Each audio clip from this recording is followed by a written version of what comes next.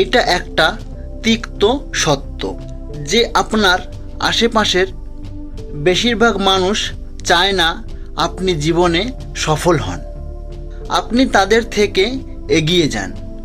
তাই তারা আপনাকে নিচে নামানোর চেষ্টা করে, আপনাকে উপহাস করে। এই গল্পটি আপনাকে বলবে এমন মানুষের সাথে আপনাদের কেমন আচরণ করা উচিত। অনুগ্রহ করে গল্পটি পুরোটা দেখুন।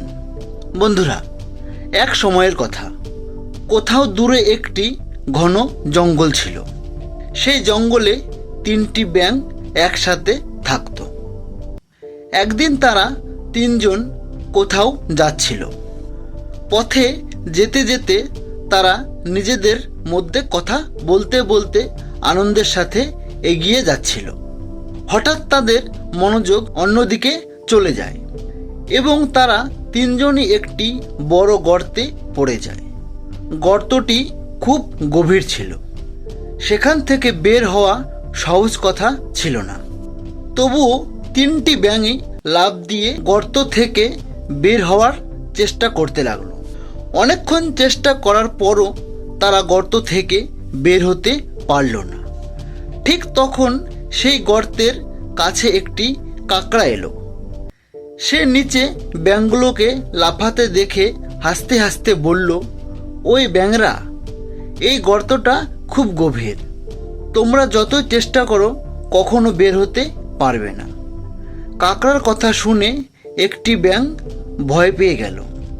সে ভাবল, হয়তো কাকড়া ঠিকই বলছে, আমরা হয়তো কোনোদিনই এই গর্ত থেকে বের হতে পারবো না। এই কথা ভাবতেই সে চেষ্টা করা বন্ধ করে দিল এবং হতাশ হয়ে এক পাশে বসে পড়ল। এখন সেখানে 2টি ব্যাঙ বাকি ছিল। তারা পুরো শক্তি দিয়ে লাফাতে লাগলো। এমন সময় আরেকটি কাকড়া সেখানে এসে হাজির হলো। সেও হাসতে হাসতে বলল, ওই ব্যাঙরা, লাফিয়ে কোনো লাভ নেই, তোমরা কোনোদিনই বের হতে পারবে না। এখন থেকে এই গর্তই তোমাদের বাড়ি। এই কথা বলে 2 কাকড়াই জোরে জোরে হাসতে লাগলো। এই কথা শুনে দ্বিতীয় ব্যাঙটিও হাল ছেড়ে দিল এবং প্রথম ব্যাঙটির পাশে গিয়ে বসে পড়ল। কিন্তু তৃতীয় ব্যাঙটি তখনও চেষ্টা করে যাচ্ছিল। সে পুরো শক্তি দিয়ে লাফ দিত, পড়ে যেত, আবারও উঠত, আবারও লাফ দিত, আবারও পড়ে যেত, কিন্তু সে থামেনি। তার চোখে ছিল আশা এবং মনে ছিল অটুট বিশ্বাস। যখন 2 কাকড়া দেখল সে এখনও লাফাচ্ছে, তারা চিৎকার করে বলতে লাগলো, ওই বোকা, তুই এই গর্ত থেকে কখনো বের হতে পারবি না। কিন্তু সেই ব্যাঙ লাফানো বন্ধ করল না। মনে হচ্ছিল সে যেন হার মানতে অস্বীকার করছে। শেষ পর্যন্ত সে তার সমস্ত শক্তি একত্রিত করল এবং একটি লম্বা ও জোরালো লাফ দিল এবং গর্ত থেকে বাইরে বের হয়ে গেল।